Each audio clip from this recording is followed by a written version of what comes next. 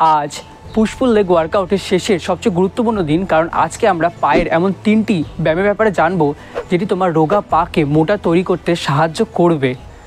তো প্রথমেই আমাদের যে ব্যায়ামটি রয়েছে সেটি হলো স্কোয়াট। চলো দেখে নিই কীভাবে করতে হবে।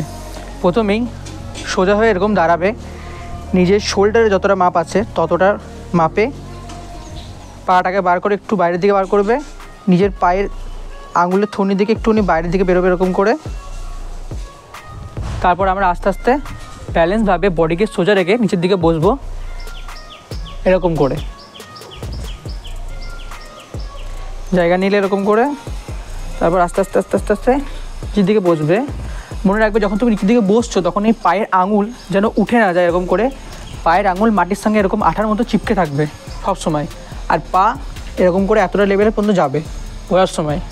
তারপর আবার উঠে পড়বে, পুরো উঠবে না, পাকে এরকম করে সোজা করে দেবে না, এরকম করে একটু ভাঁজ থাকবে পায়ে, তবে একটা তাহলে চাপ পড়বে পায়ে জয়েন্টের ওপর, তাই জন্য পাকে একটু ভাঁজ রাখবে।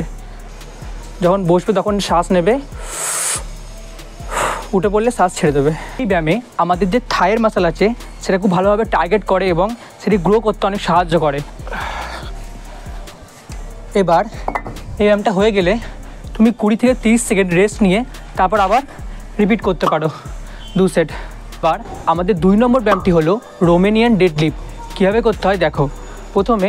আমরা প্রথমে সোজা হয়ে দাঁড়াবো, আগের মতনই স্টেপ থাকবে, কিন্তু এবার আমরা পাকে একটু কাছাকাছি রাখবো, পাকে বের করবো না, সাইডে সমান রাখবো, একদম শোল্ডার অনুযায়ী রাখবো, শোল্ডার থেকেও একটু ভেতরে রাখতে পারি, ঠিক আছে।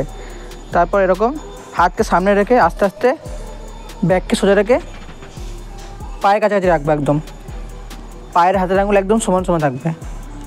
তোমাকে সাইড থেকে দেখাচ্ছি, ভালো বুঝতে পারবে। ব্যাক আমাদের একদম স্ট্রেট থাকবে, ঠিক আছে।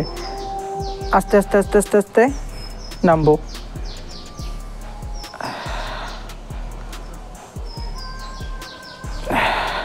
এই ব্যায়ামটা করার সময় তোমার যে ব্যাক আছে সেটা যেন এরকম না হয়ে যায়, ব্যাক আমাদের একদম স্ট্রেট থাকবে। তারাও আস্তে আস্তে আস্তে নিচের দিকে নামবো। এই ব্যায়ামটা করার সময় তোমার হ্যামস্ট্রিং ও গ্লুটসে একটু প্রেশার পড়বে যাতে এগুলো ভালোভাবে গ্রো হতে পারে। আর এই ব্যায়ামটা তুমি ইচ্ছে করলে ওয়েট নিয়ে করতে পারো, নাহলে খালি হাতে করতে পারো, তোমার যেটা সুবিধা হবে সেটা তুমি করবে। এই ব্যায়ামটা আমরা করব 3 সেট 10 রেপিটেশন। এবার যখন আমাদের ব্যায়ামটা 1 সেট করা হয়ে যাবে তখন আমরা 20 থেকে 30 সেকেন্ড রেস্ট নিয়ে তারপর 1 ঢোক জল খাবো যাতে বডিটা ভালোভাবে হাইড্রেটেড হয়ে যায় আর ব্যায়ামটা আমরা করতে পারি। 3 নম্বর ব্যায়ামে আমরা আমাদের পায়ের পিছনে যে কাপ মাসল আছে সেটাকে আমরা ট্রেন করব। তার জন্য আমাদের মাটি থেকে একটু উঁচু জায়গার দরকার পড়বে যেখানে আমরা দাঁড়িয়ে ব্যায়ামটা করব। প্রথমেই তোমার পাকে খুব বেশি ভেতরে রাখবে না, খুব বেশি বাইরেও রাখবে না, একদম একটু মাঝামাঝি থেকে একটু বাইরে রাখার চেষ্টা করবে পাকে, ঠিক আছে। এরকম করেই দুটো পাকে রাখবে।